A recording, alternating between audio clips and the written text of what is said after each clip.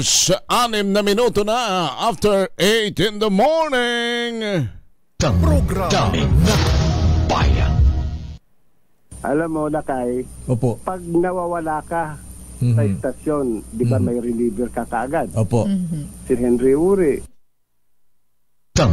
Daming bayan. Oh, teka, hindi na ho muna ako magpapaligoy-ligoy pa sapagkat nagmamadali na kailangan agad nating makausap ang Vice President ng Corporate Affairs ng PhilHealth, si Kuya Ray, si Sir Ray Balena. Ang pag-uusapan natin ay yun hong sinasabi ng Department of Health, Department of Finance rather, na ibigay sa kanila yung 90 billion, 89 point something billion na sobra na pondo ng PhilHealth. Sir Ray, magandang umaga po sa inyo. Mr. Balena. Henry, magandang umaga. Siyempre sa inyo po mga taga-subaybay. Opo. Unang tanong ko po sa inyo, bakit po ba kayo ay mayroong sumosobra pang pondo samantalang yung ating mga kababayan ay nagnanais na maserbisyohan sila ng PhilHealth sa malawak at malaking benepisyo? Well, Kuyang Henry, kasi naging challenge talaga sa PhilHealth, no? Yung atin pong pag-accumulate ng mga sobrang pondo. Sapagkat alam nyo naman, ay lalo nung pandemya, naapektuhan po tayo sa halip na maituloy natin yung ating mga enhancements sa benefits, no? Ay tumuon tayo doon sa ating pagpapabuti ng COVID-19 response. At ngayon naman, Kuyang Henry, ay tayo po ay maigting na sa ating pong pag-enhance ng benefits at in due time mararamdaman ito ng ating mga miyembro. Siguro napalitaan ninyo last year, no, sinimulan na natin yan na pagbutihin natin yung iba-ibang packages natin. Sinimulan natin yan with dialysis. Marami pang iba, no? So ang pangalawang tanong ko ho, so ibabalik ho ninyo at hahayaan nga ho ninyo na yung sobrang yung pondo ay gamitin po ng Department of Finance sa unprogram funds. Well, Kuyang Henry, ang ating pong naging pagtugon dyan ay in compliance sa batas. Mayroon kasing batas na talagang sinasabi. At yun lang naman po ang naging basihan ng PhilHealth sa ating pong naging decision na ito. Na yung nasabing batas naman po ay pinapatukan part of the finance. Oho, pero may binabanggit din ho ang grupo ng mga doktor na under the Republic Act 11223 ang sinasabi po daw rito, kapag ka po kayo ay may sobrang pondo, dapat po ay magamit ito ho, and I quote, reserve fund should be used to increase the programs benefits and decrease the amount of the members' contribution. Opo, Kuyang Henry, yan na po talagang exactly ginagawa po ng PhilHealth. No? Tayo po ay agresibo na nag-enhance na po ng ating benefit packages. So, yan po ay mararamdaman na ng ating mga miyembro in terms of improved health insurance coverage sapagkat napakalaki po ng mga itinataas natin mga benepisyo no, kamakailan since last year. At yung ating naman naging pagtalima na ito sa batas ay we did our due diligence. No? Tayo po ay nag-coordinate at tayo naman po ay kinabayan ng mga relevant agencies na pagtalima na ito. Okay. Pero fine, nagtaas na kayo, magtataas pa kayo. Pero ito hong 90 billion po na ito, hindi pa mas kinakailangan ba nating isagad pa, itaas pa, lakihan pa, damihan pa po ang makakapagbenepisyo nito sapagkat, siguro na may narinig na ninyo na ang mayorya po ng ating mga kababayan ay contributor ng pondong ito. Therefore, dapat ho kung mas mataas na ngayon, taasan pa sapagkat may sobra pala po kayo eh. Exactly, Kuyang Henry, yan talaga ang ginagawa ng PhilHealth ngayon. Alinsunod sa benefit plan no, na inaprobahan ng PhilHealth Board, talagang since last year, sinisimulan na po natin yung benefit plan. Talagang ang trabaho natin, Kuyang Henry, at ito po ang ating commitment, na talagang i-maximize, i-optimize po yung ating mga pondo para sa kapakinabangan ng mga miyembro. Napakarami na po nating mga na-enhance no, since last year. Marami pa kong gagawin ngayong taon hanggang sa susunod taon. Kuyang Henry, gusto ko lang po na linawin na yung pong bahagi ng pondo, no, na subject ito pong General Appropriation na pinapatupad ng DOF, ay tumutukoy lamang po ito sa mga subsidy na nanggagaling po sa national government. At hindi po kasama dito yung pong mga kontribusyon ng mga paying members, no? Gaya po natin, mga empleyado, yung pong may mga employer, mga self-paying members. Yung mga kontribusyon po natin sa programa, hindi po ito kasama doon sa pinag-uusapang ita-charge. Opo. Pero with your indulgence, Mr. Balen, ang operatives na ginamit, the word na ginamit po rito ay excess funds. Ibig sabihin, may sobra kayong pondo, at yung sobra ninyong pondo, hindi ba pwedeng mas ilaan pa ninyo sa mga napakaraming Pilipinong mas may malaking pangangailangan sa kalusugan? O di kaya naman I will suggest na dahil meron naman kayong 89.9 billion na excess funds, baka pwedeng huminto muna tayo sa pagkolekta ng mga monthly contributions ng ating mga kababayan sapagkat meron pa naman kayong sobra Yes, Kuyang Henry, yan talaga ang trabaho ng PhilHealth. Kaya nga talagang ang ating commitment, i-optimize, no? I-maximize ito na pondo. Talagang siguro ay ilan sa mga naging dahilan kung bakit talaga sa portion na yun, no?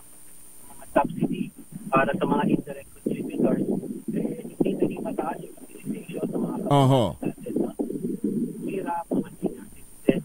Siguro isang dahilan yan, lalo na nung pandemya, marami talaga ang hindi lumabas ng bahay, hindi nag-decide, hindi na magpapagamot. No? So, isa yan sa mga dahilan, no, na bakit tayo nakapag-accumulate. No? Pero,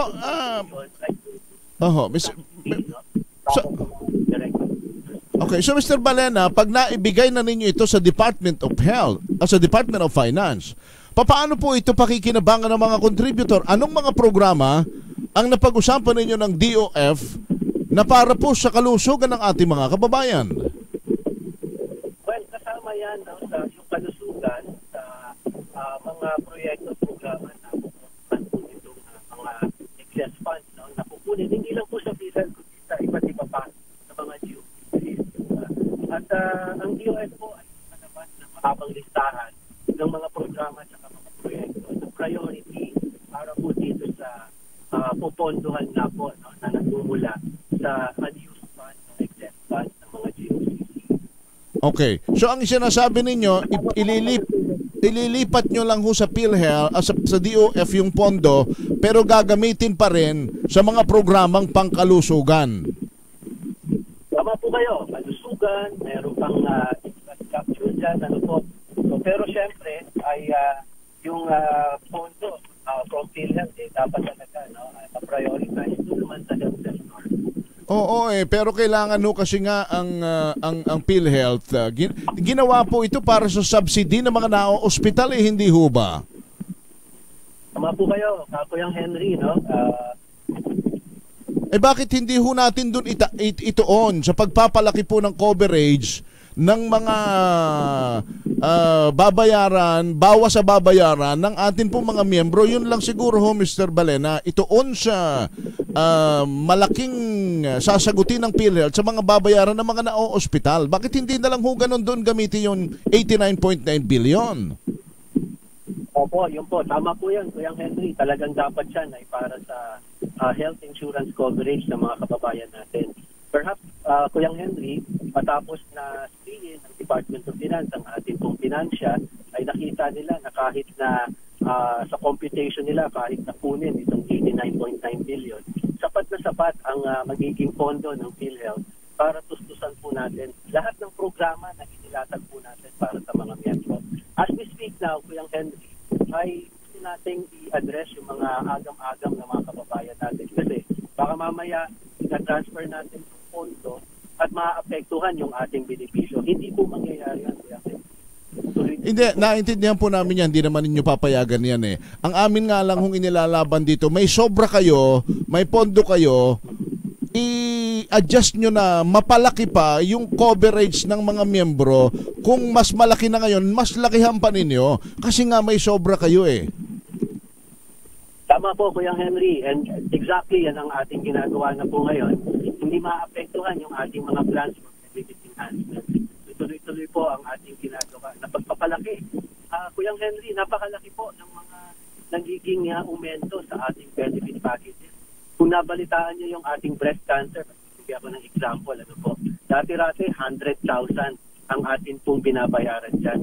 Alam niyo po ba na pumalo na po to 1.4 million ang atin pong breast cancer package. So 1,400% increase yan. Yun naman pong ating high-risk pneumonia, halos nag-triple po, Kuya Henry. Mula 32,000, naging 19,100. So, ang mga ito po ay talagang binabalik na po natin sa mga miyembro po natin. At talagang mararamdaman po natin. Pero hindi ba, kahit na sabihin pa ninyo na nag-increase kayo ng 1,000%, salamat po riyan, pero dahil nga may sobra po kayo, bakit hindi pa ninyo paulit-ulit siguro ako, Mr. Balena? Bakit hindi pa ninyo isagad? Bakit hindi pa ninyo isagad ng mas malaki pa? Meski na huyay, bawat magkakasakit, umabot ng tigi 1 milyon ang inyong coverage sa hospital. Pondo po ng tao yan eh. Bakit hindi nyo isagad pa? Wag, yung excess fund ninyo, gamitin pa ninyo, itaas pa ninyo ng mataas kung ilan mang porsyento pa. Gagawin po natin yan, Kuya Henry, sapagkat ang layunin natin talagang maramdaman ng miyembro yung ating pong health insurance coverage. Talagang kung tinataas natin, again, magbibigay ako ng example, Kuya Henry, diba, tinaas natin yung rest of the case rates natin, all 9,000 plus case rates by 30%. Katataas lang po niyan, nag-direct na po si President Mandy Ledesma ng PhilHealth na pag-aralan uli yung next round ng 30%. So, talagang mangyayari yan, Kuya Henry, na talagang isasagad po natin yan. Paano po mangyayari pa ito kung yung 89.9 isasali na ninyo sa Department of Health na iba ang paggagamitan? Ang program funds ang binabanggit.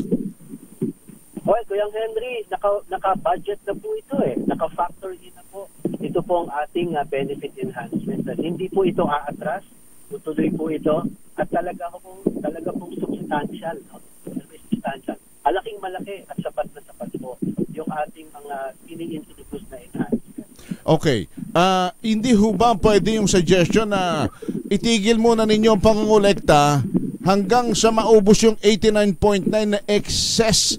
Yung excess po'y sobre. Sa Tagalog po, sobra. Baka hindi na pwedeng, baka pwedeng huwag na muna kami magbayad kasi meron pa pala kayong hawak na 89.9 billion eh. Salamat, Kuya Henry, na i-raise niyo po yan. Alam niyo po, tayo naman kung ano yung nasa batas, yun ang ating ipapatupad. At wala sa kapangyarihan kasi po natin, no, na hindi po muna mangongolekta. Yan ang dahilan, Kuya Henry, kung bakit ngayon ay dinideliberate sa Kongreso. Yung pong amendment, yung amyenda sa Universal Health Care. At alam po, issue ng contribution of mongolekta, yan po ang isa ng mga dahilan bakit ina-amyenda yung Universal Health Care. Talaga, marang batas, na-realize din po nila na kailangan pong correct talaga yung contribution rate, yung bayad, yung mga miyembro. So, no, kaya kami nag-ipagtulungan po sa Kongreso sapagkat syempre kahit mga kinil, mga miyembro kami, di ba? So, kami naman ay nakikipagtulungan po para po sa ikaka-ayos lalo ng issue na ito, yung issue no, ng pangungulekta, magkano yung ikokolekta sa mga miyembro. Sa ngayon, wala ko sa kapangyarihan natin o authority na mangolekta. Kung kailangan na mangolekta. Sige po, ito lang ho siguro yung salitang unprogrammed funds. Kayo ba may kapangyarihan ba kayong bago bitawan itong perang ito, kayo kang namamahala ng pera ng mga miyembro, pag sinabing unprogrammed funds, nakakatakot po yan na baka kung saan madala yan ang hindi naman ho may kaugnayan sa kalusugan. Well, Kuya Henry, una, ito po ay itinakda po sa isang batas, Appropriations Act 2024. Ito po ay pinapatupad ng Department of Finance, pagpagitan ng CFR. At siyempre, ipatagtakan ito no, sa ating PhilHealth Board, lumaan tayo sa due diligence, at humingi tayo ng gabay sa mga ahensya po, gaya ng OGCC. Kaya talagang we are right talaga to really comply with the kung may mga issue nga dyan, Kuya Henry, ang balita ko ay china-challenge ko kung provision na ito ng General Appropriations Act sa Korte Suprema. So, siyempre, pinababahala po natin sa mga otoridad yun pong magiging paglilinaw sa issue na ito. Alright. Sige ho, Mr. Balena, maraming salamat po sa inyo. Salamat po, Kuya Henry, sa pagkakataon na kaloob niyo po sa PhilHealth. Mabuhay po kayo. Thank you. Salamat po. Sige noong Ray Balena, ang Vice President ng Corporate Affairs o group ng PhilHealth. Siguro ho, baka may mga naiiyamot sa akin. Nanggigigil na, baka gusto na ninyo akong tampuyungin din eh. But paulit-ulit yung tanong ko eh. Kasi ho, I mean not be expert when it comes to, yung verbatim interpretation ng batas, pero sa atin ho kasi mga mamamayang naghihirap na pagka na-ospital ay hindi alam ang kung saang bunganga po ng cobra hahanapin at huhugutin po ang pambayad sa ospital. Tapos maririnig mo na lahat ng Pilipino ayon sa Universal Healthcare Act ay miyembro na nito. Basta ikaw ay Filipino citizen, yan ang nasa batas. And then meron ka palang pinag-uusapan na 89.9 billion na excess. Sobra, ibig sabihin, nasa kanila yung pera na sumobra sa collection sa atin. Pagkatapos, pag nag-hospital ka naman, ang liit-liit na nakukuha mo sa PhilHealth. Kung may makukuha ka man sa PhilHealth, ay hindi ka masaya sapagkat ang ina-expect mo, kung hindi man maka 100% wala kang babayaran dahil sa PhilHealth coverage, mas malaki sa iyong inaasahan. Lalo na ngayon, na maririnig mo na mayroon pala silang sobra. Tapos yung sobra sa koleksyon sa atin, kukunin ng Department of Finance para gamitin dun sa unprogrammed funds na tinatawag. Saan gagastusin yun? Saan gagamitin Department of Finance? Magpaliwanag naman kayo. Sabihin ninyo sa tao kung saan ninyo gagamitin yung kukunin ninyo sa PhilHealth na excess nila. At bakit naging excess funds yan? Sa gobyerno, kapag ka ang iyong spending ay hindi mahusay, talagang sosobra ka, pero hindi ibig sabihin ay nakatipid ka. Kaya ka may sobra. Poor spending ang tawag doon. Hindi mo na-utilize ng maayos. Hindi mo nagagamit ng maayos ang pondo ng bayan. Hindi ko yun. Hindi dapat natutuwa ang bayan diyan kapag pinagkalooban ng pondo ang isang ahensya at sobra-sobra na hindi niya nagagamit, poor spending ang tawag doon. At talagang yun ay binabawi ng Bureau of Treasury. Kaya lang sana magpaliwanag po yung Department of Finance. Saan ninyo gagamitin itong 89.9 billion na ito? Pagkatapos mapasa kamay po ninyo, Mr. Sec, sino ba secretary natin ng DOF? Si Secretary Recto, di ba? Oo, baka pwedeng malambing mo. Secretary Ralph pa. Oo, baka naman pwede kabayan na ikaw ikwan. Baka pagpaliwanag, o kung hindi, kung busy ka man, may mga spokesperson ka naman siguro riyan. Di ba? Kung po pwede lang sana para maipaliwanag ninyo paano i-utilize yung 89.9 billion na ito. Pero sabi ko nga pwede naman siguro, mayroon pa namang sobrang ganyan. Di mag-collection holiday muna tayo. Huwag nyo muna kaming kolektahan. Para naman medyo makahinga-hinga kami ng maluwag sa binabawa sa amin buwan-buwan ng PhilHealth.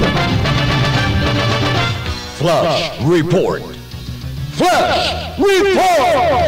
Ay patay sa sunog sa Parañaque City, sa RH15, Giselle Rigaport. Giselle! Henry, isang bedridden na lola ang patay sa sunog na sumiklab dito sa Barangay Don Bosco sa Parañaque City.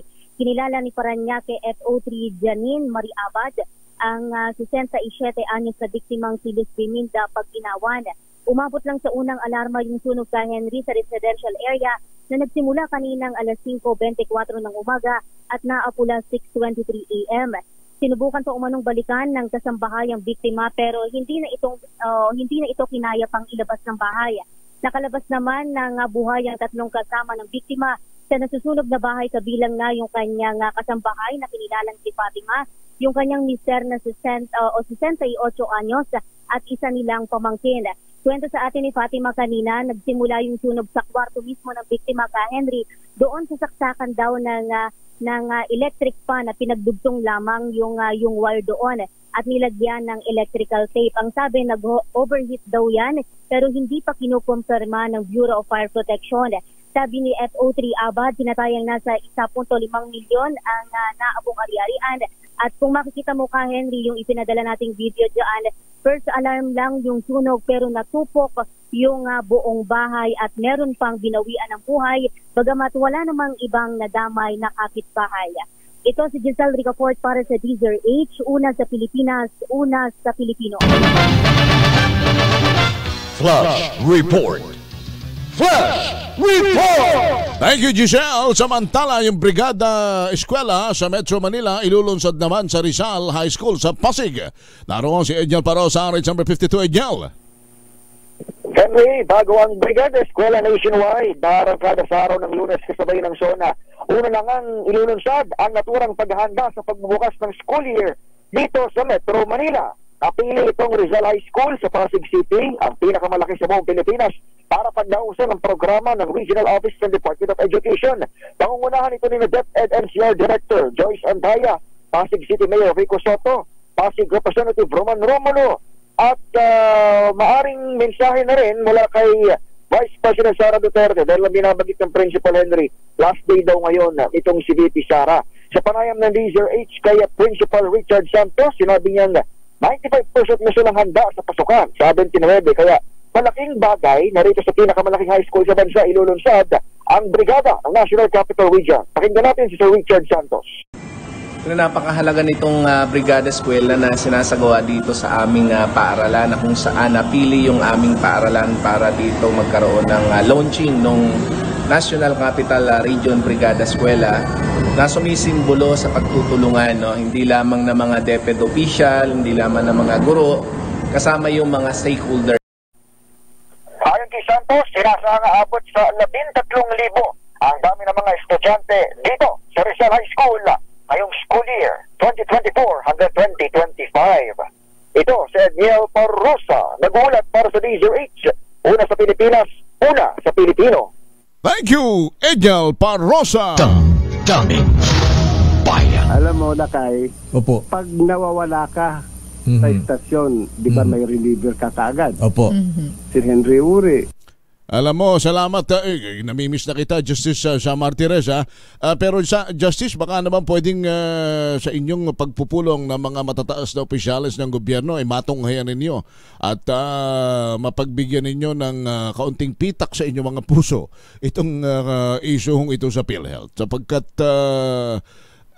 dito ho, ang dami na ho ritong dito sa mga komento sa aking programa,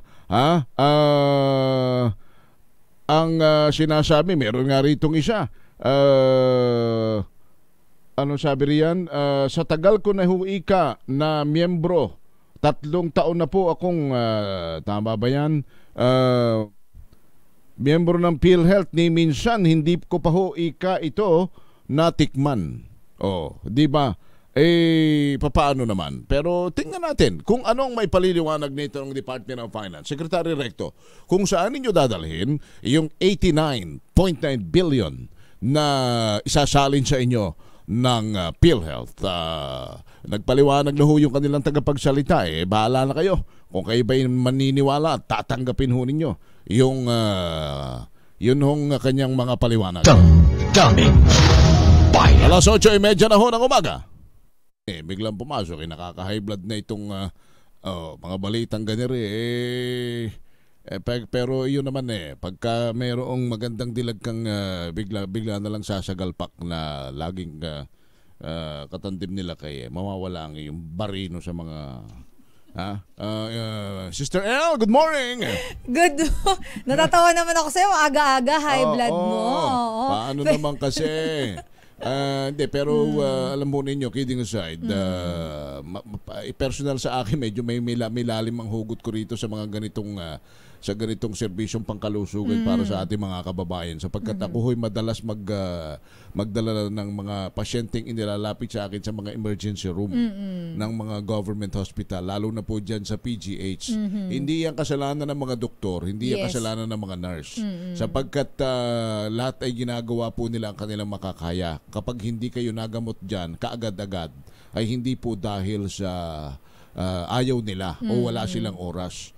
Nakakaawa na nga ho ang sitwasyon ng mga nurse at doktor dyan. Ang problema, kulang sa pasilidad, kulang po sa staff, kulang sa gamit.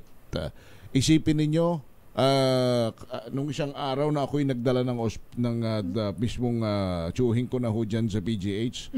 Kaya pala, ang sabi sa akin ho noong Sister El, nung head ng hospital mismo, si Dr. Ligaspi. Si Dr. Si Dr. Gap. Ang sabi niya, ito, 229 ang pasyente sa ER, 75 lang ang capacity. Naku. Isipin po ninyo Sobra-sobra ang pasyente, kulang yung kapasidad. Kaya pala yung aking pasyente, nung dinala ko, naubusan ng oxygen ng 7:06 ng gabi. Pag alas 11 na hanggang sa inilayas ko na ron at dinala ko sa ibang ospital, hindi nalalagyan ng oxygen. Wala sila nung tinatawag na oxygen port, yung isinasaksak na lang sa dingding. Meron sila pero sapat lang doon sa mga binabanggit na pasyente. Kaya pagka nagkadagsaan na ayun na, abot na ho, apaw nga doon sa kalsada sa parking nila yung mga pasyente na naglugmok na ron, yung iba bantay, yung iba hindi ma-accommodate pagkat wala nga ho silang pasilidad. Baka po pwedeng yang ganyan na sobra-sobra, total naman ay PhilHealth. Health ang pinag-uusapan natin. Sana yung isasalin, Sister El, sa Department of Finance, magamit at maipaliwanag ng DOF at saka ng PhilHealth kung saan talaga nila gagamitin at ituon sa mga ganyang klase po ng problema pangkalusugan. Kasi ang problema nga dyan, kasi sinasabi nila, may sobra kami, may excess fund kami. Ang tanong, may excess fund kayo, pero kapag mag-a-avail naman ng mga benepisyo sa PhilHealth, ay pahirapan ho ang ating mga kababayan. So, sobra pala ang pondo, pero bakit naman ganoon? Kapag kinakailangan, halos, Diyos mio, magkanda kulang ng lumuhod na ibigay nyo na. Lahat naman tayo ay under Universal Healthcare Law. Mayroon na tayo mga benepisyo sa PhilHealth. May binabanggit si Mr. Balena na sila raw may mga programang inimplementa kagaya nung sa breast cancer na benefits na, if I'm not mistaken, from 150,000 umabot na ngayon ng 1 million. For chemotherapy. Kako nga, maski pa kayo ay doblehin pa ninyo yung itinaas. Kung mayroon pala kayong sobrang pondong ganyan, doon gamitin nyo lang ng gamitin hanggang sa ma-utilize at maramdaman yan. So, hindi yung saan natin dadalhin yung sobra?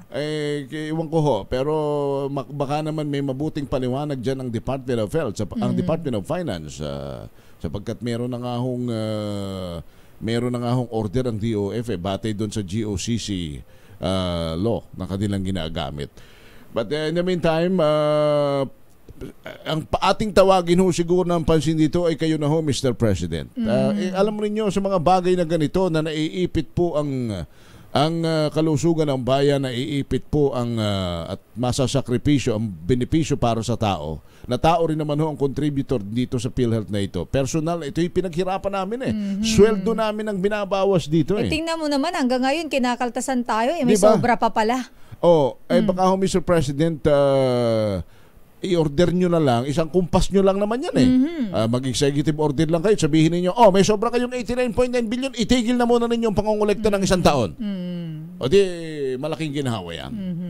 Magkano bang kinukolekta ninyo sa amin? 500 yata, kung di ko nagkakamali. Hindi ko na napapansin kung ilan, hindi ko na tinitingnan. Ikaw, Kuya Greg Servano, magkano kinakalta sa iyo ng PhilHealth? Kada quincenas, katapusan? Oo. Kasi isang beses diba? Isang beses, magkano? Diba? 576. Pare-pareho tayo. 576. Isipin mo kung isang taong kang hindi kukolektahan ng 576. Magkano yun? Malaki-laking bagay yun. 12 buwan yun. Baka pwedeng gano'n na lang. At least hindi naman tayo bulag doon sa unprogrammed funds. Yung kasing unprogrammed funds.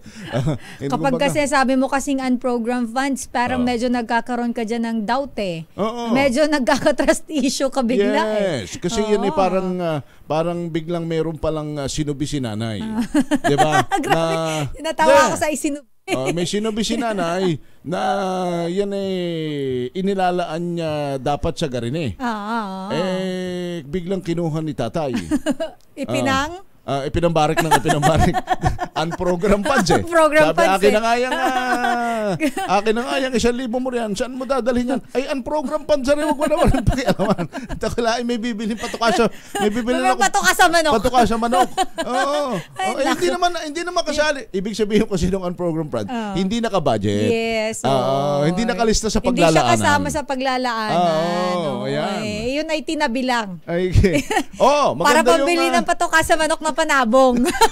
Maganda yung suggestion ng ating mga texter. Tama naman. Senator Bongo, kasi kayo ang chairman ng Committee on Health, baka po pwedeng magkanda kayo ng Senate inquiry kaagad-agad dito po sa issue na ito. Masilip ninyong maigi ang PhilHealth at saka itong kanilang excess fund. Senator Bong, alam ko hindi kayo magpapabaya sa inyong tungkulin. At champion of Filipino health kayo huwag ho ninyong pabayaan sana. Magkaganito po itong pinag-uusapan nating sitwasyon ng ating mga kababayan sa kamay ng PhilHealth. Samantala, si Sherwin kanina pa nagpaparamdam na dyan daw siya sa Star City at namimigay siya ng ticket. Ticket ba? Hindi. Hindi. Cash pala. Nako, baka manghingi kayo ng ticket kay Sherwin Alparok. Cash para sa Malakas promo. Nasa harap ng Star City ngayon sa DZRH. Stickering promo kaya sa mga nanonood, nakikinig sa ating Grab, taxi driver. Kung ano man po yung dala ninyo, magpadikit po kayo ng sticker at kayo ay mananalo ng cash at mayroon pa po yung grocery. Ayun. Sige, standby. Let Narciso Raymond Adpas at Edwin Duque or Sister L. It's 8:46. Alam mo, Lakay, Opo. pag nawawala ka sa istasyon, di ba may reliever ka kaagad? Opo. Si Henry Uri. Sabi ni Justice, kayo naman, pagka kayo ay magfa-file ng PhilHealth sa mga ospital, baka babagi naman ninyo yung mga nasa counter. Wala akong kinalaman yung mga yan, Sister L, kasi baka mamaya. Baka mang-away kayo, huwag ninyong awayin, hindi naman po sila yung may kasalanan. Baka mamaya, pagka kinaltasan yung bill ninyo at nakita ninyo na kakaunsing yung nakaltas, bababa kayo sa admitting at saka sa billing, magwawala kayo ron. Ba, hindi naman. Wala ko silang kasalanan doon. Ang ating himukin ay itong PhilHealth at itong Department of Finance na maipaliwanag sa atin ng maigi at kung saan anong patukasan manok ang kanilang bibili. Ay, sabi, may nag-message tuloy sa akin. Ang pangalan Mike Lumaban. Bawiin ko naman daw yung sinabi ko at nadadamay daw yung mga katulad niya sa bungero.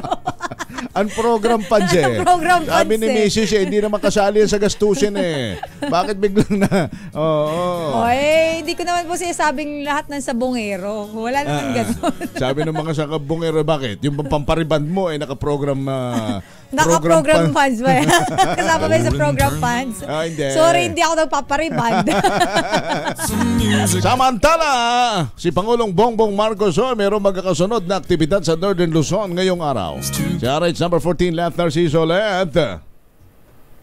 Henry, Sister L, sisimulan ni Pangulong Ferdinand Marcos Jr. ang kanyang mga aktibidad ngayong araw sa pamimigay ng tulong pinansyal sa mga magsasaka at mangingisdang naapektuhan ng El Nino. Gagawin ito sa Luna, Apayao. Inaasahang tatanggap ng ayuda hindi lang ang lalawigan ng Apayao, kundi maging ang Abra, Benguet, Ifugao, Kalinga at Mountain Province. Sunod na magtutungo ang Pangulo sa Pasukin, Ilocos Norte para sa inaugurasyon ng Sulvex Small Reservoir Irrigation Project. Pangunahing layunin ng proyekto na mapatubigan ang higit 700 ektaryang sakahan sa 10 barangay sa Pasukin. Pero sa pangkalahatan, inaasahang makatutulong ito sa ekonomiya ng Ilocos Norte pagdating sa aquaculture production at industriya ng turismo. Gayon din sa National Food Security Program ng gobyerno sa pamagitan ng pagpapataas ng agricultural productivity sa lalawigan. Isiningit rin sa schedule ni PBBM ngayong araw ang pag-turnover ng modernong kiskisan sa bayan ng Pidig na nakansela kahapon dahil sa masamang panahon. Sa hapon, pupunta si Pangulong Marcos sa Lingayen, Pangasinan para muling mamahagi ng presidential assistance. Ito si Les Narciso para sa DZRH. Una sa Pilipinas, una sa Pilipino. Damdamin Bayan. Maraming salamat, RH14, Miss Leth Narciso. Samantala, nandiyan ba si Lakay Raymond, partner? Oo, si Senator Sherwin Gatchalian. Tuloy ang trabaho kahit may banta sa buhay. Si RH number 28, Raymond Adpas. Raymond. Henry, Elaine, hindi daw magpapa-apekto si Senador Sherwin Gatchalian sa sinasabing banta sa kanyang buhay at kaya tuloy ang kanyang trabaho. Ito ay sinasabing kahit merong pagbabanta sa kanilang buhay ni Senador Risa Ontiveros dahil sa kanilang pag-iimbestiga sa Philippine Offshore Gaming Operators o POGO sa ating bansa. Pero inamin nito ang nabago ay yung regular niyang ruta sa araw-araw dahil kailangan niya ng dagdag na security. Hindi rin daw ito lumalakad ng mag-isa ngayon dahil tuwing lalabas siya ay kailangan niya ng may kasamang security. Pati yung membro ng kanyang pamilya ay napagsabihan din na kailangan na rin mag-ingat dahil ang sabi ni Senador Gatchalian, kailangan pa ng validation at investigation sa sinasabing mga banta sa kanilang buhay ay nakita na kung paano naging malupit ang mga taga-Pogo sa kanilang mga empleyado na isinasailalim sa torture kapag hindi sila sumusunod sa kanila. Una nito'y kumalat ang mga impormasyon na di umano'y may patong na tigli ng 5 milyong piso sila ng ulo ni Senator Gatchalian mula sa kampo ni suspended Mayor Alice Go ng Pampantarlac. Ngunit sa inilabas na pahayag naman ngayong umaga lamang mula sa kampo ni Mayor Go, itinatanggi nito ang akusasyon dahil wala umano itong kakayahang gumawa ng ganito dahil marunong siyang sumunod sa ating batas. Ang mahalaga ay kung meron daw ebidensya sila Senador Gatchalian at Senador Ontiveros laban sa kanya, ay kasuhan na lamang ito at sasagutin niya sa tamang forum. Ito si Raymond Adpas ng DZRH. Una sa Pilipinas, una sa Pilipino. Thank you, Raymond. Maraming salamat, Lakay Raymond. Nalito lang eh. Oo nga. Alam mo, sabi ko nga, makakabisado rin natin yan. dapat lagi tayong positibo. Puntahan natin ang ngayon ay nasa Japan.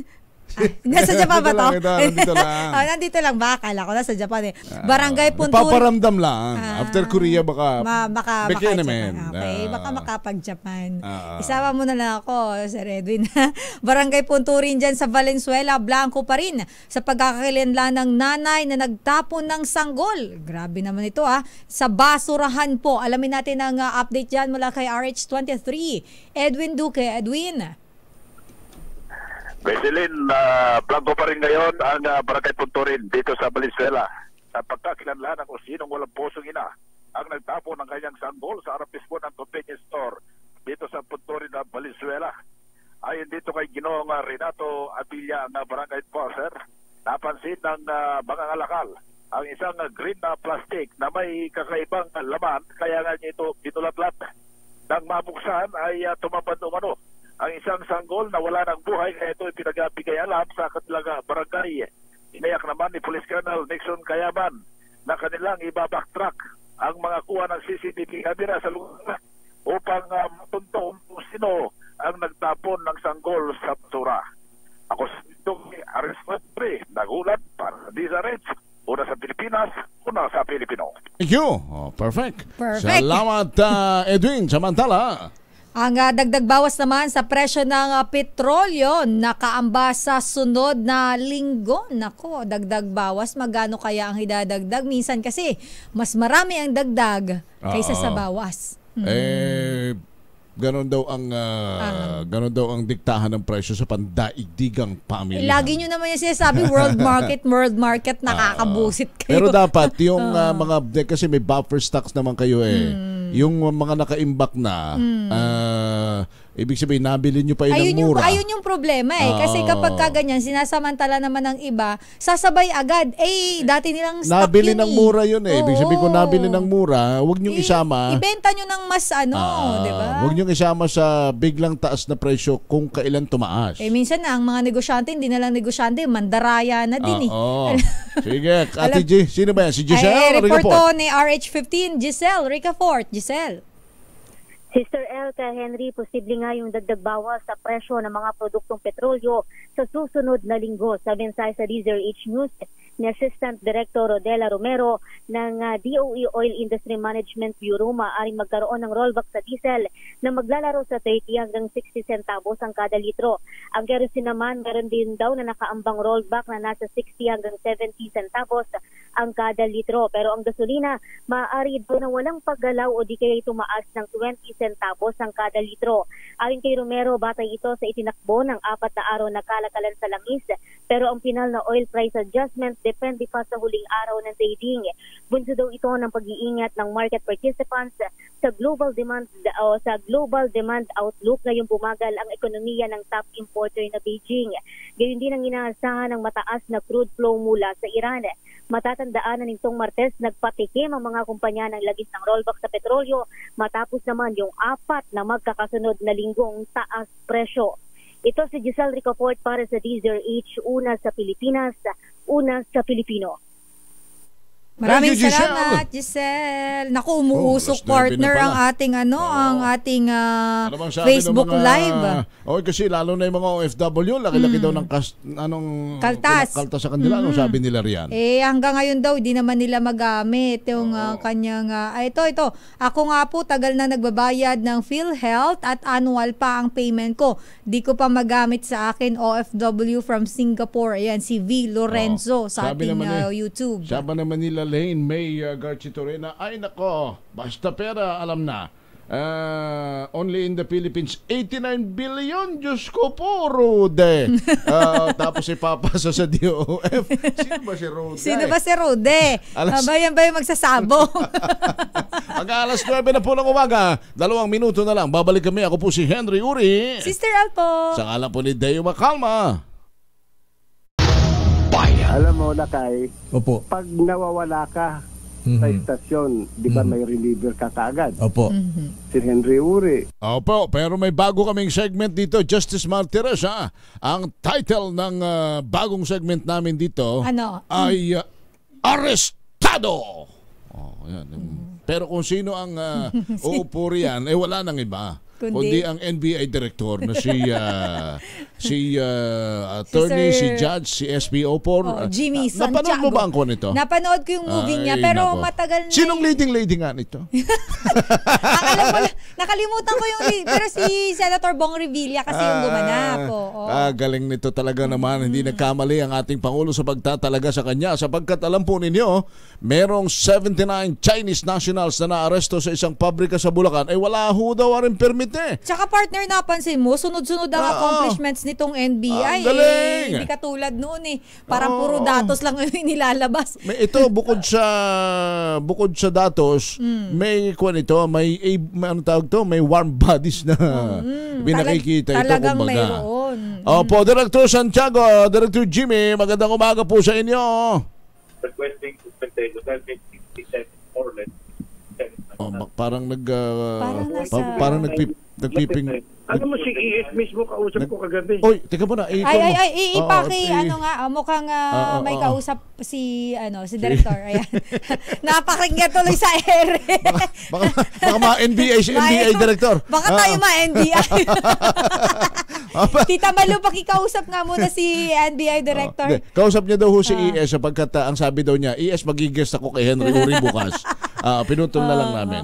Si ES kasi yung kanyang executive secretary. Sabi niya, magigest ako bukas kay Henry Uri. At pag-uusapan namin itong 79 na Chinese. Napakadami kasi nitong mga na-aresto na ito, no? Diyan sa may Bulacan. Factory raid po ito, pinag-uusapan natin. Ang mainam nga nitong pagka, by the way, Ate Alice Guo, itinatanong mo raw. Ate mo pala siya? Sabi mo raw, am I the biggest problem Tourism of the Philippines. And then the answer is? Yes. Ate, ikaw na. Sapagkat lumalabas sa investigasyon ng NBI, ng PNP at CIDG na iyang mga illegal Pogo Hub ay pinamugaran ng sabi ni Senator Coco Pimentel ay mga latak ng lipunan, mga pusakal na kriminal na nanunurture, pumapatay, nangingid na ng mga kapwa Chinese. At samot-sari pinagagawa nila dyan yung mga may kinalaman sa cybercrime. Eto na, si Director Jimmy Santiago ng NBI. Sir Jimmy, magandang umaga po sa inyo. Henry Uri and Elaine Apit. Magandang umaga ho, ka Henry at kay Sister L. Yes, sir. Itong 79 Chinese nationals naaresto sa isang pabrika sa Bulacan. Anong particular na mga trabaho nito? Bakit ho sila wala palang working permit? Alam nyo, ang istorya nito, yung aking Bulacan District Office ay nakatanggap ng information na itong ang Shanxi Hydraulic Engineering Bureau ay nag-e-employ ng illegal workers. So, nag-conduct sila ng verification, surveillance, at nalaman nga na totoo. So, we immediately coordinated with PAOK and immigration. At ayun nga, nagpalabas ng mission order si commissioner ng Tanchingko ng immigration at ayun, nag-swoop down sila and found these 79 Chinese working there. 36 of them were found undocumented. 23 ho ay tourist visa lamang. Ibig sabihin, yung undocumented nakapasok dito ng hindi dumaan sa proper process para makaltungtong dito? Hindi po natin alam. Under investigation pa kung paano sila pumasok sa Pilipinas na hindi namamalayan ng ating immigration. Gaano na sila katagal ho riyan sa Bulacan, Director? Yan po sir, under investigation pa kasi kahapon medyo ginagabi na nga kami doon. Nag-decide na ako na dalhin lahat sila dito sa headquarters ng NBI at ipagpatuloy ang investigasyon dito. Napakahirap mo makipag-communicate dahil hindi marunong mag-English, hindi marunong lahat. Meron silang interpreter na babae, Chinese din, pero hindi ko rin maintindihan masyado ang English eh. Kaya sabi ko, dali na lang doon at gumawa tayo ng paraan kung paano maiimbestigahan yung mga yan. Kaya ngayon, umaga, babalik daw dito ang tiga-immigration. Request ko nga, magdala sila ng interpreter para maayos ito. Opo, nako, Director Santiago, sir, kayo po ay close coordination sa immigration. So, for sure, itong mga ito, kapag matapos ng investigasyon, ay most probably ipapadeport na natin ito pabalik sa kanilang bansa. Yun nga po, after our record checking, I will request the immigration to immediately deport these people. Kasi, biro mo, 79 ito, wala kaming kulungan na para sa ganitong karaming tao at papakainin ng bureau yan lahat. Kaya kailangan ma-deport na agad. Baka ho ang request ng mga yan puro mga Chinese cuisine pa. Kailangan may chef pa kayo ng Chinese. Hindi malayo. Di ba? But anyway, Director, ito bang 79 Chinese nationals, without furthering muna na the details, alam ko, sensitibo ito, posible ba na hindi lang sa Bulacan, may mga undocumented at mga nakapasok dito na nagtatrabaho ng walang working visa, working permits? Hindi po hindi po imposible yan. At ang amin namang tanggapan ang aming mga ahente ay continuously nagmo-monitor ng mga ganito. At nga sa inyo, ang NBI ngayon ay magiging proactive. Pero yun na nga, kagaya nung sa Bulacan, Sister L, may nagtimbre po sa inyo sa madaling salita. So yung pagtitimbre, hindi nyo po ito babaliwalain, kumbaga? Ay, opo. Pag meron kaming nakuhang information at ngayon naman talagang dumadami ang nagbibigay sa amin ng information, tinatrabaho agad ng ating opisina. ng ating mga ahente. Basta may lead, kayo na ang bahalang mag-establish. Yes, sir. Yes, sir. Yun ang maganda. Bukod pala riyan, ano ba ito? May mga 3 hackers na rin kayong naaresto. Sinasabing, empleyado raw ito ng Philippine Navy? Yung isa ay empleyado ng Philippine Navy. Hindi nga namin pinapangalanan pa dahil mag-deeper investigation pa kami ang katulong ng Philippine Navy. Anong trabaho nun sa Navy? Sa ano nila? Computer Division? Yes. Nako. Delikado ba yung mga impormasyon na kanyang alam? So far, sabi ng Philippine Navy, ang nahack niya lang naman daw ay yung mga matatagal ng panahon na files nila, yung na public knowledge na. At yung may interview namin yung mga tao nga involved, at sinasabi naman nila, sinusubukan lang nila yung kung gaano ka ingat, kung gaano ka safety ang sistema ng Philippine Navy. Opo. Director, kaysa mapasok pa ng iba, sila muna ang nanghahack. Parang gano'n ang lohiko niya. Testing nila yung kung gaano ka tindi ang safety valve. Naku, Director, aside po dyan sa mga issue na yan, meron din pong itong involved naman sa pagbibenta ng organs, human organs, yung pong nag-ooperate sa black market. Kumusta na po ang pagtugis po ng NBI dito po sa nurse na si Alan Ligaya na hanggang ngayon po ay hindi pa rin natin nahuhuli dahil po dito sa pagbibenta nila ng mga human organs? Yan nga po, nung mag-raid ang aking mga tauhan, wala siya doon sa area. So may nahuli na 2 na caretaker doon sa lugar. At lahat, pati yung mga biktima ay tinuturo na siya. Palabas nga ng ang Kidney Institute na hindi head nurse yun. Pero nurse talaga nila. So be it, nurse nila. Okay. So anong sinasabi pa nila kung may kaso kami sa kanya ay dapat nagpunta na doon. Hindi ho. Ang totoo, yung mga nahuli ay in-inquest na, including her. Yung head nurse, yung nurse.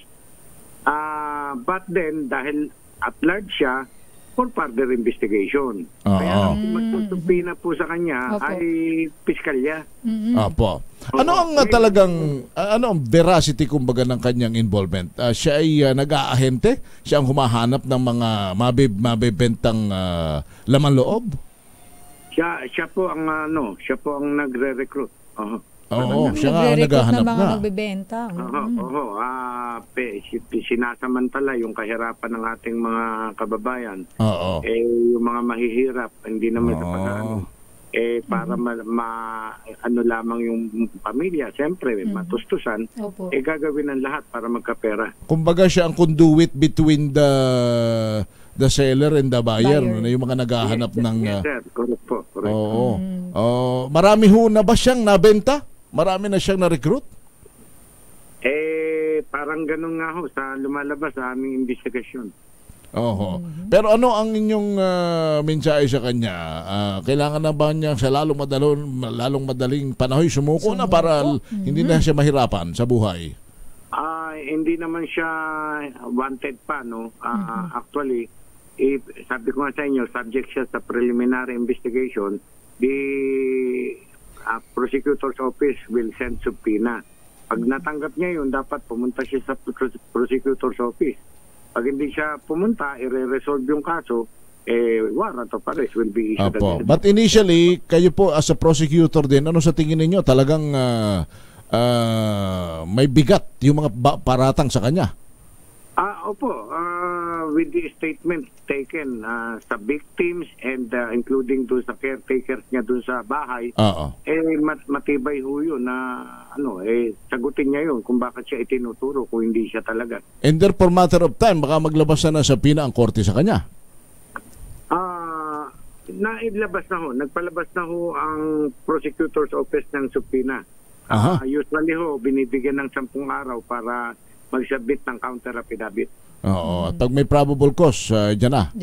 Oo. Ayan ho.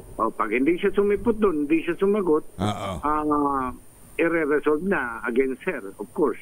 At pag sinampa sa husgado yan, antimano'y warrant of arrest shall be issued. Ayun. Pero may pahabol ako, partner, kay Director Santiago kasi mayroong nagbabalik kanina naibungad natin. Nagbabalik siya online. Ang nawawalang mayor. Isa to sa mga naghahunting din kay Mayor Alice Guo. Ano ba nga ho? Ano bang NBI update Director, sir, kumusta na po ang ating paghanap dahil siya po ay back online na?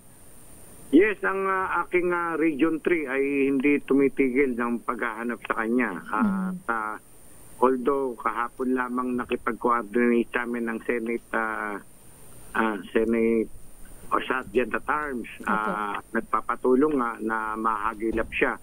So, hindi lang Region 3, of course, na-announce ko na yan sa buong NBI to look for and apprehend kung makita si Mayor Alice. Opo, pero ano po ang concentration ninyo? Nasa Region 3, possibly naroroon lamang siya, hindi pa naman siya nakakalabas ng bansa. Baka daw ho, nagamit na nito yung kanyang Chinese passport at nakaalis na. Hindi po remote yan. Hindi po remote yan. Kaya matindi ang bantay sa kanya ng ating mga immigration officers, lahat po na binabantayan po siya. Pero sa inyong pagtugagay, hindi pa siya nakakaalis ng bansa? Parang hindi pa naman. Pero of course the lawyers has contact with her. Dapat advisean nila yung kanilang kliyente na harapin na itong kaso na isinasampa sa kanya ng ating Bakit ang warrant naman ho yung hindi niya pag-attend sa Senate Wala pang criminal case filed against her. Ayun. Yung hindi niya pagsipot sa Senate, yun lang pa ang warrant niya. Contempt. Nung i-contempt na siya. Parang ganun ho. Opo. Sige po, so pag nahuli itong si Mayor Guo, hindi pa naman ito kagaya ng mga ibang kriminal na ipoposas na agad at diretso ito sa Senate Sergeant at Arms. Dadalhin po doon. Ita-turn over agad namin sa Senate for their disposition. Alright. Director, isang tanong na lang from my end, yung sa pagkuha ulit ng mga NBI clearances, ano po uli ang mga naging pagbabago na ginawaan po ninyo simula nung kayo maupo? Malaki na po. Hindi na po dapat ang ating mamamayan ay makipag-ugnayan doon sa mga picture doon sa labas ng kuhanan ng clearance. Dumirekta po sila sa loob. Doon po sa main office natin sa United Nations Avenue, yung dating 8 computer ay naging 16 na. Wow. Yung dating 10 cellphone para sa online na pag-apply ay naging 20 na. Dinagdagan na po natin ang mga tao. Kaya may pila pa rin pero hindi na ganun kahaba. Kaya hindi na dapat sila makipag-ugnayan sa mga fixer sa labas. May mga na-aresto na ba kayo mga fixer sa labas ng NBI head office? Meron na po kaming surveillance sa kanila at nagbababala ako sa kanila na bahala sila sa buhay nila pagka kami nag-operate na dyan. Alright. May pahabol lang ako kay Director partner kasi 2 weeks ago kung hindi ako nagkakamali, may ni-raid po kayong illegal na clinic dito sa Makati na nag-cater po ng mga Chinese Pogo workers. At nito lang pong nakaraan, meron din suspected lang naman po ito na sinasabing Pogo Hub dyan sa Mindoro. Kumusta po ang pagtutok ng NBI Director dito po sa mga kaso ng mga illegal na Pogo sa ating bansa? Yun po, patuloy po namin. Meron kaming direktang ugnayan naman sa PAGCOR at may listahan kami ng mga illegal na Pogo at yung mga licensed na Pogo. Patuloy po ang investigasyon namin dyan. Alright. Salamat, Director, sa inyo pong panahon. As usual, kami po ay nagpupugay sa inyo, sa inyong mabilis na pag-aksyon at pagbibigay ng solusyon sa problema ng atin pong mga kababayan. Thank you so much, Director. Henry. Maraming salamat, Sister El. Thank you. Si Director Jimmy Santiago ng National Bureau of Investigation. Daming bayan. Kung gaano kabilis gumamit ng baril at kumalabit ng... Sharpshooter ito eh. Kung gaano talagang kabilis, asentado ito eh. kung gaano kabilis kumalabit ng gatilyo, ganon din siya kabilis. Umaksyon sa mga nagtatago at gumagawa ng akalain mo yung balbalan dito partner, sa ating napakadami na agad nilang nahuli. Grabe. Kaya naman pala eh. Kaya naman pala. Pwede naman pala ganyan kabilis. Bakit hindi magawa dati? Ikaw talaga, nasaan ka ba? Anong kailangan kita? Director Santiago, babalik po tayo. Ang kanta sa kanya, bakit ngayon ka lang? Sandali lamang po, si Henry Uri po. Oy, teka, sino yung pinababati mong happy birthday? Sige, may pinababati itong happy birthday si Kuya Greg Serbano. Ito pala, si Ernestina Balangis ng Nagilian Isabela. Nanay Tinay, happy 77th anniversary po sa inyo. Mula po sa inyong apo na si Greg Serbano. Okay na, okay na ni Tinay. Samantala, kung kayo po ay naririto lamang malapit sa Star City, may malakas stickering promo po kami sa harap ng Star City sa may MBC Building. Para po kayo ay manalo rin. May winner na ba tayo? May winner na, Andiyan na ba si partner? Sherwin? Sherwin, sinong nanalo? Commercial daw muna. Ano ba talaga? Sherwin, may nanalo na. Sinong nanalo? Makinig maigi dahil baka nasa area mo ngayon ang swerte.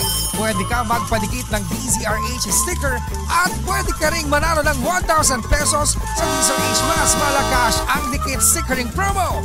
Alamin na ang location ng ating roaming team. Sherwin, sino na ang nandyan? Sino ang naunang sumugod dito sa ating istasyon?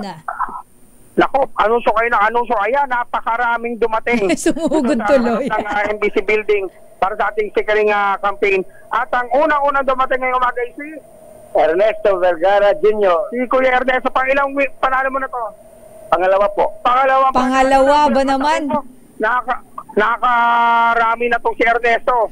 Dapat kalusi na to. Dapat mong nakikinig, araw-araw. Ganyan talaga, pag una kang nakatinig, una mong pinuntahan tong station, talaga naman mananalo ka, pero ang mga sumunod pangalan. Ngayon ko, sir. Clemente Delpin. Marcos Nimis. Rexito Gaisan. Nako, isa lang ang hiling nila ngayong umaga. Ano yan? Alam mo yun, Sister L. Alam mo yun kung ano? Ano? Makita ka, kaya namali ka na. Papasok sila ulit dito. Sige, papasukin na yan. Pero walang mananalo. Gusto nila makita si Sister L, tsaka ang gwapong-gwapong si Henry Uri. May sumusugod. Wala po tayong sugod ba? Sugod studio tayo ngayon.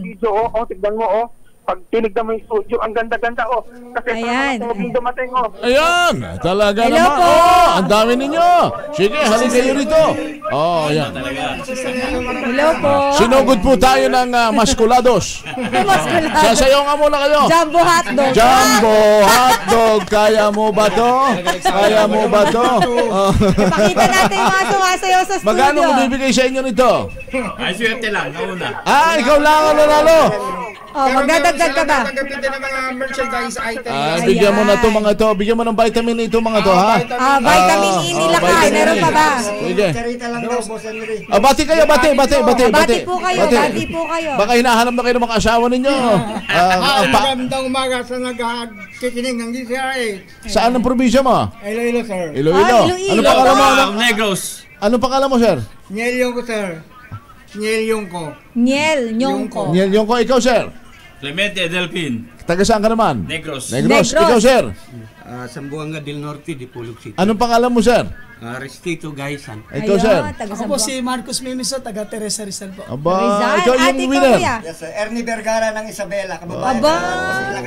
Isabela.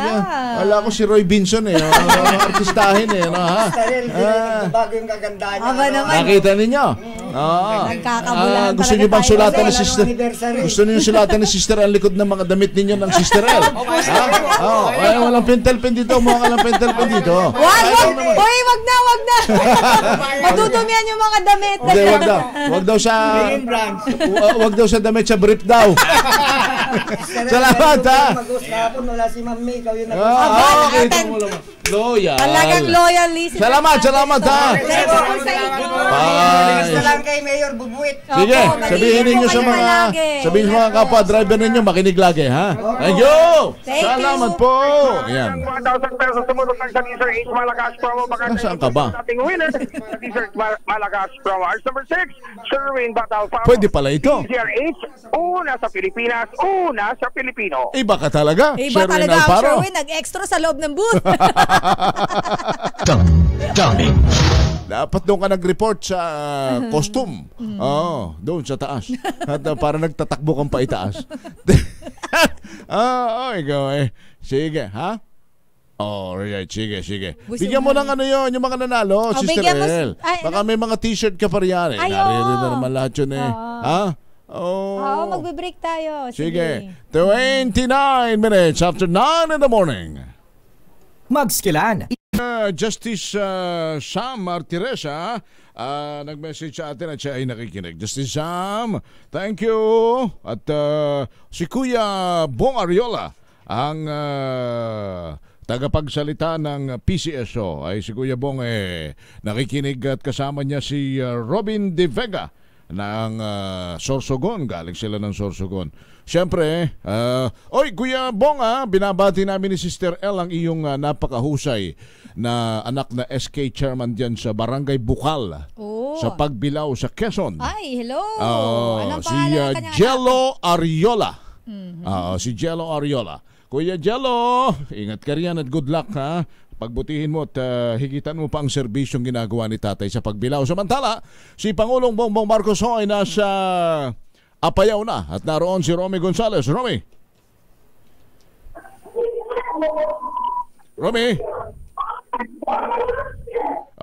Tawagin mo muna si Milky. Hindi ata tayo mawatasin ni Romy. Balikan natin si RH41 Romy Gonzales maya-maya. Samantala, posisyon naman ng gobyerno sa issue ng Pogo. Makabubuti daw na mabanggit ni Pangulong Bongbong Marcos sa kanyang State of the Nation address. Sino nagsabi niyan? RH12, Milky Rigunan. Manang Milky. Sister El at Henry, magandang pagkakataon ang State of the Nation Address para mailahad ni Pangulong Bongbong Marcos ang posisyon ng gobyerno sa isyu ng mga Pogo sa bansa. Ito ang sinabi ni Albay Representative Joey Salceda, Chairman ng House Committee on Ways and Means, ilang araw bago mapakinggan ang SONA ni Pangulong Marcos sa Lunes. Ayon kay Salceda, naunawaan niya ang pagtutol ng maraming sektor sa patuloy na operasyon ng Pogo sa bansa dahil nasasangkot ang ito sa iba't ibang uri ng krimen. Paliwanag ni Salceda, ang mga lehitimong Pogo sa bansa ay sumusunod naman sa batas at pinagkukunan ng malaking halaga ng buwis ng gobyerno. Kapag ipinatupad niya ang batas at mahinto ang illegal Pogo, mababawasan ang krimen ng hindi naapektuhan ng kita ng pamahalaan. Matatandaan malamig si Congressman Salceda sa panukalang total ban sa mga Pogo. Dalang kailangan lamang anya ay matigil ang mga illegal at hayaan ang operasyon ng mga sumusunod sa batas. Mula sa Kongreso, ako si Milky Rigunan, nag-uulat para sa DCRH, una sa Pilipinas, una sa Pilipino. Thank you, Milky. Mr. President, isama na ho ninyo siguro na ipag-utos ninyo yung pagtatransfer po ng pondo ng PhilHealth sa DOF, maipaliwanag kung saan talaga gagamitin. Si Romy Gonzales, Apayao, naroon na sa BBM. Romy? Yes, kadarating dito sa loob ng Bienvenido Bertola Junior Sports Complex ang ating kagalang-galang na Pangulong Ferdinand Bongbong Marcos para mamahagi ng ayuda sa ating mga kababayan, mga magsasaka at mga mangingisda dito sa lalawigan ng Apayao. At kabilang sa mga naipamahagi na kanina sa labas ng sports center, itong nagkakalagang ng 16.8 million na intervention at assistance dating mga kababayan sa iba't ibang sektor dito sa lalawigan ng Apayao, maging sa iba't pang lugar dito sa Cordillera Region. At bukod dyan ay mamamahagi rin ang ating kagalang-galang na Pangulo ng 10 milyong 10,000 pisong cash assistance bawat isang magsaka at mangingisda na inapektuhan ng El Nino na tumama nga hindi lang dito sa Apayao kundi sa iba pang panig ng ating bansa. Pagkalitas ng ilang panahon, ay natuloy din ang ating kagalang-galang na Pangulong Marcos dito sa lalawigan ng Apayao, particularly dito sa Luna, sapagkat nitong mga nakaraang panahon ay inimbite rin siya ng ating kagalang-galang na Governor na si Elias Bulot ng Apayao upang dumalaw sana dito pero hindi natuloy. Subalit ngayon ay at least napagbigyan at malaking pakinabang ito sapagkat malaki nga yung tulong na kanyang ipamimigay ngayong araw na ito dito sa lalawigan ng Luna, Apayao. So mula pa rin dito sa Bienvenido Bersola Junior Sports Complex, live mula sa Luna, Apayao, RH41, Ronnie Gonzalez para sa DZRH. Una sa Pilipinas, una sa Pilipino. Thank you, Romy Gonzalez.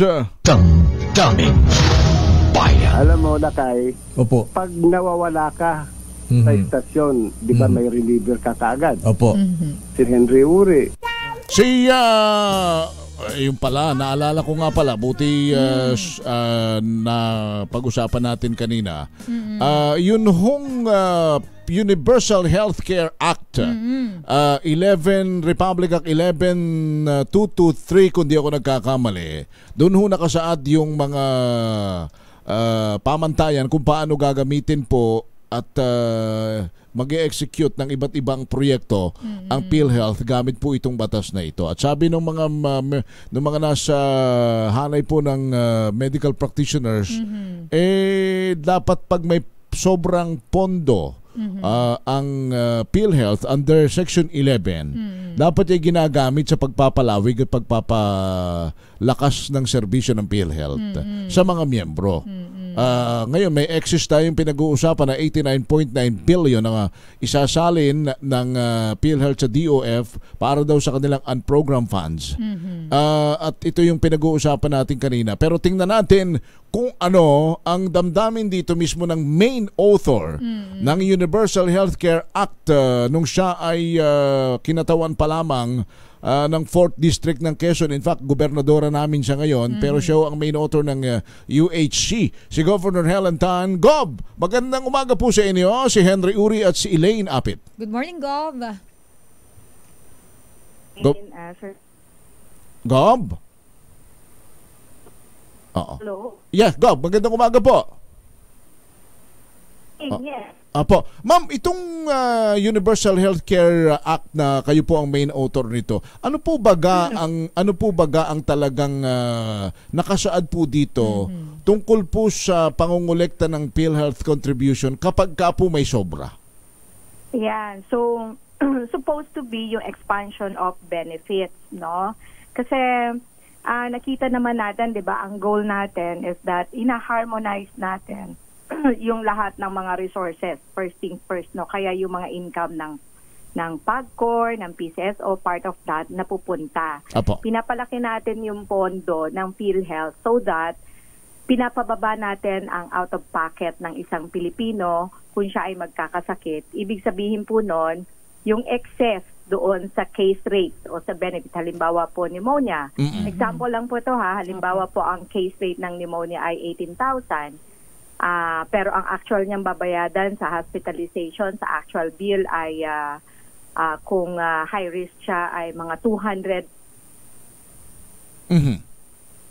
200 plus. Oo. Gob? Oo. Nawawala. Napuputol si Gob.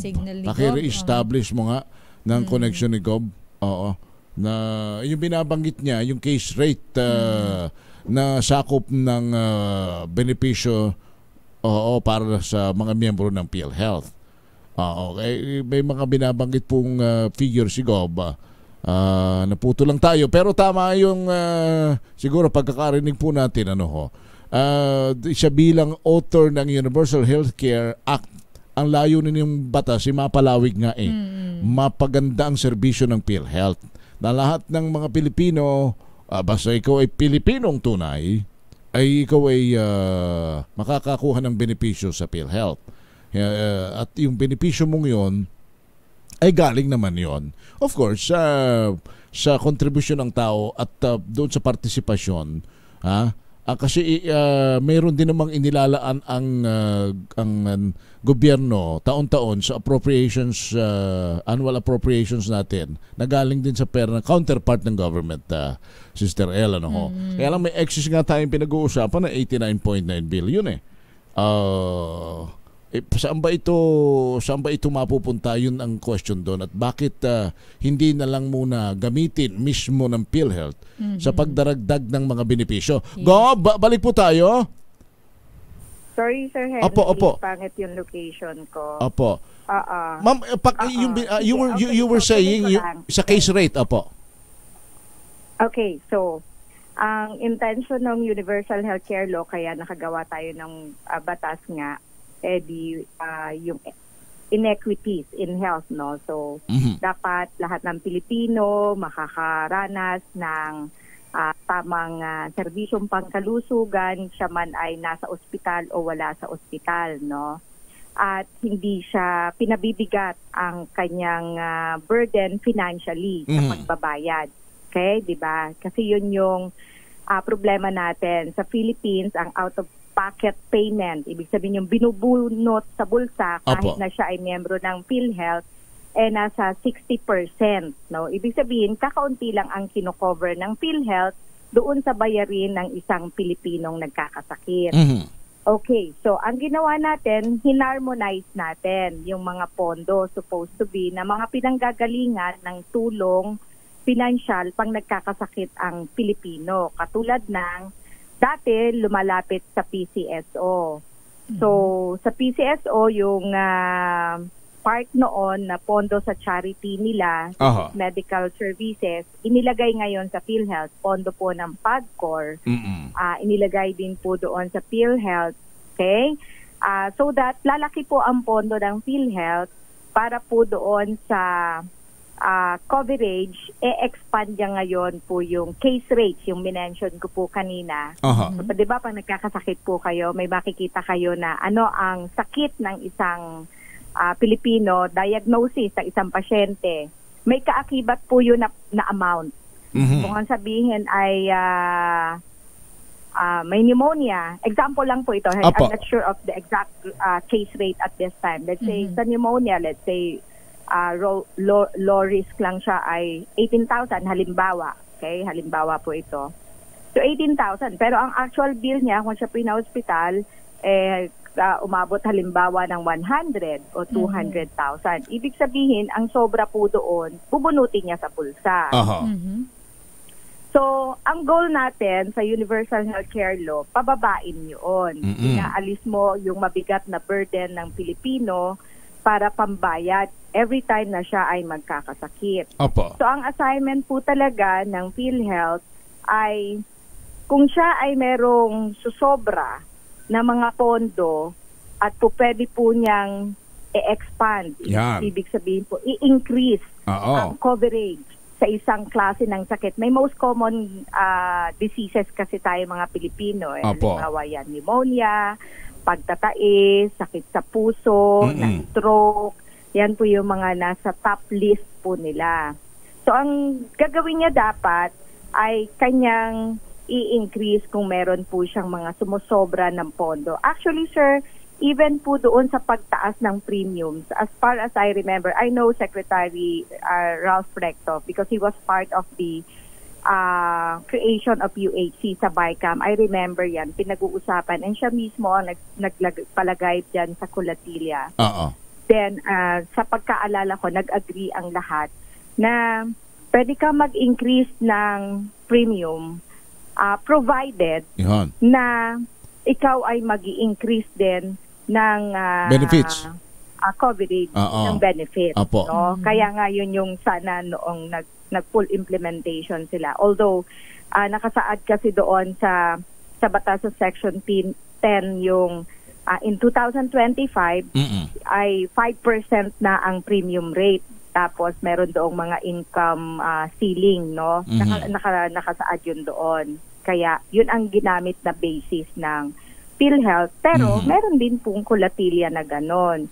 So, as to the issue on kung yung sobrang pondo na 80 plus billion, meron palang ganung pondo, yun pa rin yung frustration natin sa PhilHealth na bakit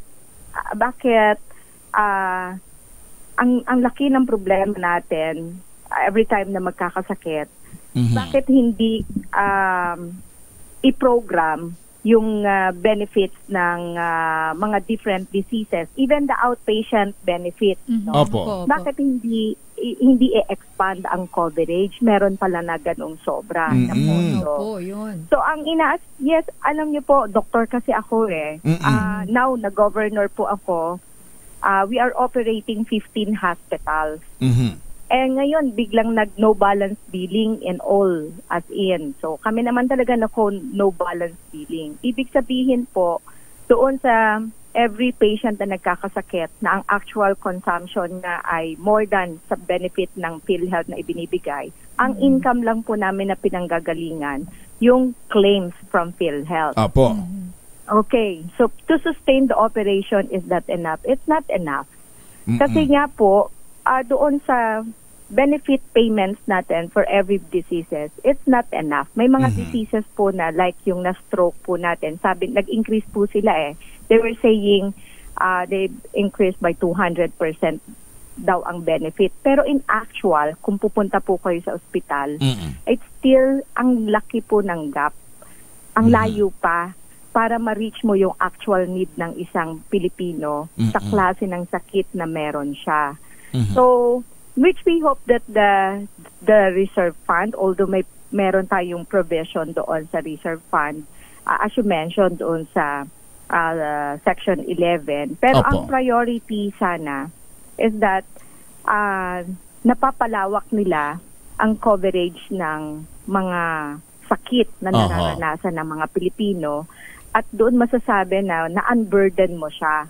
Ibig sabihin, yung esensya po ng UHC, pag sinabi na ng Pilipino na ay okay na ako, may sakit ako sa puso or what, na stroke ang kapamilya ko, saan man siya na-confine, whether in the government, sa amin po kasi NBB but burden po talaga ang operation, no?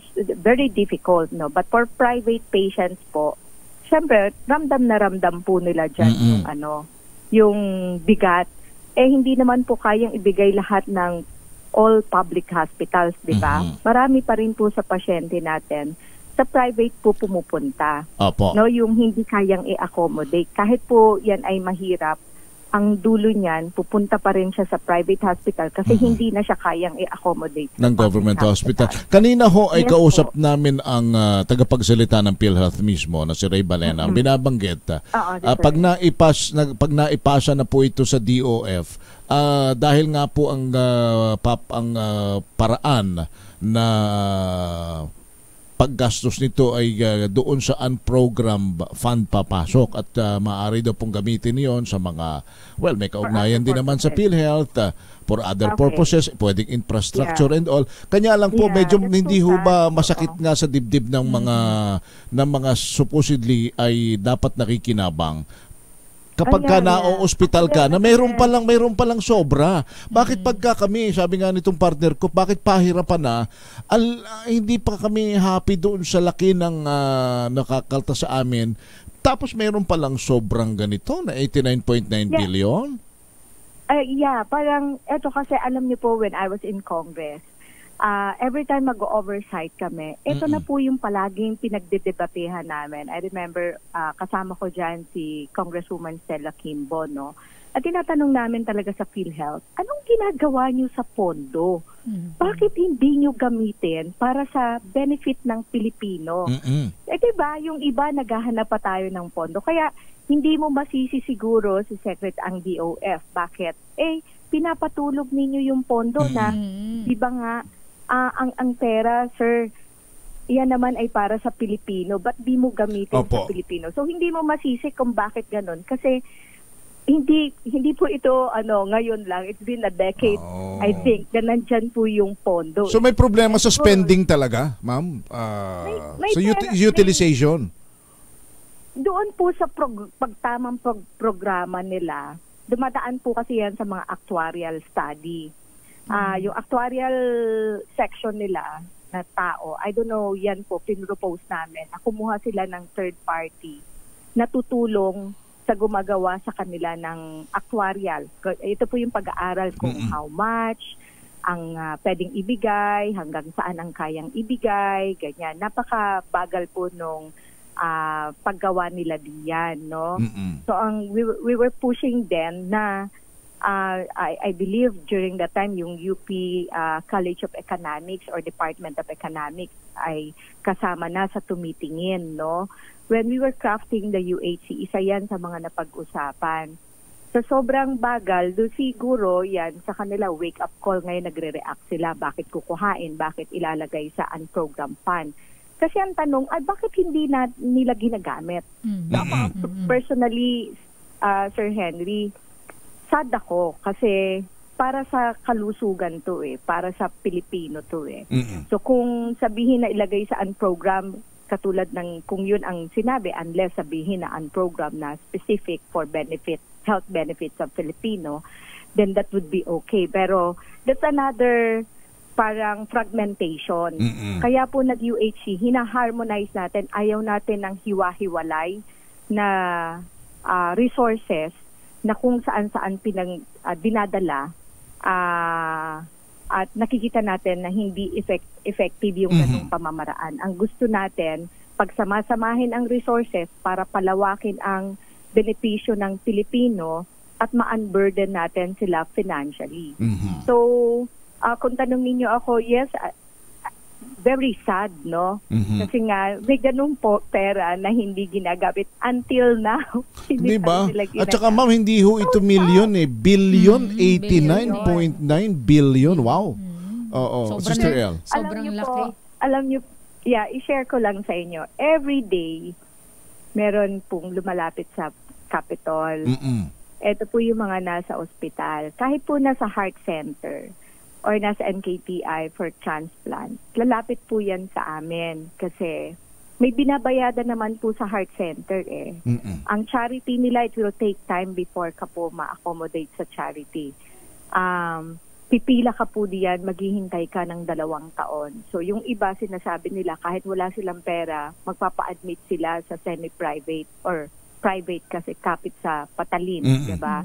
Parang just to survive, no? So pupunta by the millions po ang billing niyan. So magbibigay po kami ng 200,000. Fund po ito ng province. Apo. Every day po 'yan, no? Every day. Kasi nga po yung benefit, kahit may Z benefit doon po sa mga na-opera sa puso, hindi lahat po ng Pilipino ay kailangan mag-opera sa puso ay na-cover ng Z benefit. Meron po silang mga qualifications dyan. And very few po, siguro po sa 10 sa isang araw na inatake o nag-open heart surgery, baka po isa lamang o wala pa ang mag-qualify doon. So, yan yung isang mga hindi ko alam kung bakit hindi nila ginagawa yun, no? Kasi 2013 po ako napunta sa Congress and dahil galing po ako sa private practice before, I know the difficulties of the patients and their families. And during the time, I was hoping na yung opportunity that I was in Ma'am, as the main author of this Universal Healthcare Act, ano ang inyong maire-recommenda? Well, ang recommendation natin nga is kita nila yung problem maging proactive lang po yung PhilHealth. Ano bang ginagawa nila doon sa reserve fund? Kaya po nagkakaroon po ng palaging duda, even the legislators po, nagkakaroon ng doubt doon sa PhilHealth. Dahil po nga sa bagal ng action. Okay, so maging sensitive lang sila sa actual na pangangailangan ng Pilipino on the financial burden for health at may sobra kang pera. At within naman sa batas na pwede mong gamitin mo. Tama mo, di ba? Opo. Nandun, yun everyday struggle yun. And gusto ko lang sabihin, idagdag, Sir Henry, yung UAP po at yung pondo ng PhilHealth, ginagamit po yan dapat, hindi lang pag na-hospital. Isinama po namin doon ang comprehensive healthcare services po. Outpatient is kasama. emergency is kasama. Dental services, very specific nilagay namin yan kasi yan yung hindi nahihirapan ng Pilipino sa pag-alaga sa ngipin nila. Mental health services, so comprehensive set. Comprehensive set po. So ibig sabihin, and holistically, titingnan mo ang isang tao from prevention to rehabilitation. So, kino-cover niya. Pero ngayon, ma'am, yung mga nag-outpatient, parang hindi na ho na-avail po ito. Hindi po nakaka-avail. Tsaka nabanggit ni Gov yung sa dental pala. Napakarami mga kababayan natin may hindi makapagpa-dentista pero kasama yan sa coverage ng PhilHealth, hindi na ma-maximize. Hindi po na ma-maximize kasi yung mandate pag-aralan po nila. Pag po silang ipon ng pondo. Yan po yun. Kasi diba, yun po dapat binibigay sa pasyente. Tayo nga po mandatory nagbibigay ng contribution. Nakakaawa yung mga empleyado ng gobyerno. Automatic deduction po yan, diba?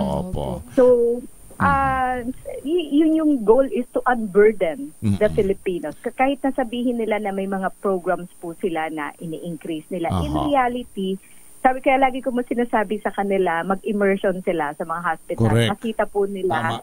Makita po nila the actual na situation ng mga Pilipino pag nagkakasakit. So gamitin, sir. Pag may pondo, ang bilisan nila yung pag-aaral. Hindi, alam niyo po, pag alam niyo ang problema, hindi mahirap mag-aral. Paano mo po i-increase yung benefit ng Pilipino? We have the mga experts naman that can contract with, no?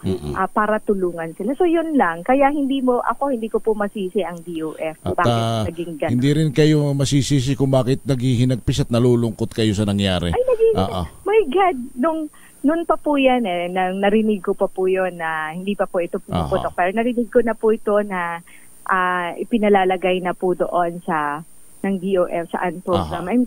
I'm so frustrated. Sobrang frustrated po ako kasi pinangarap ko to para sa Pilipino through the universal healthcare.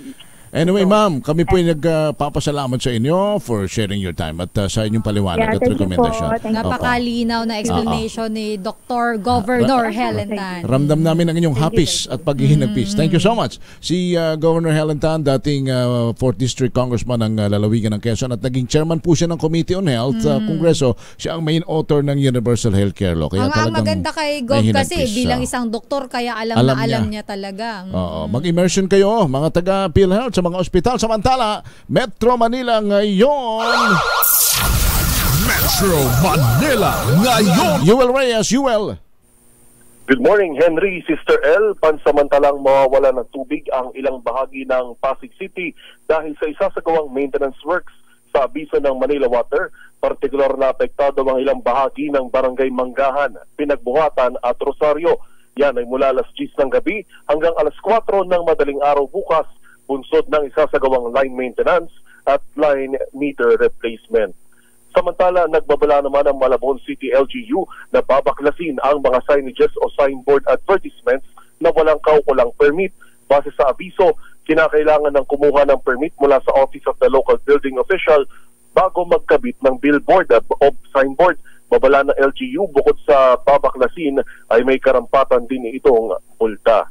Samantala, sa lungsod naman ng Makati, magandang balita dahil ipinasilit na ng Makati City LGU ang bagong bersyon ng Airbnb o AB 6.0 na mga sapatos na ipamamahagi sa mga mag-aaral sa mga pampublikong paaralan sa lungsod. Wala pang pinal na date kung kailan ito sisimulang ipamahagi, pero noong isang taon, aabot sa halos 80,000 pares ng sapatos ang naipamahagi sa mga mag-aaral.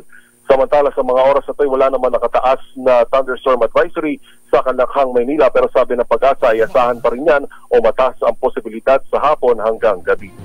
Yan ang latest sa Metro Manila ngayon.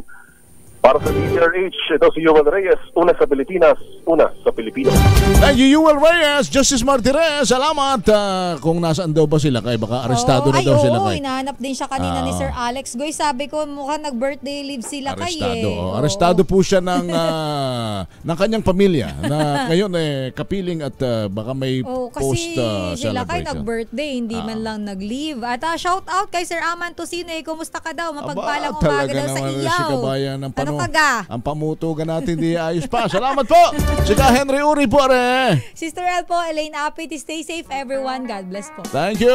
See you this afternoon. Balansyado.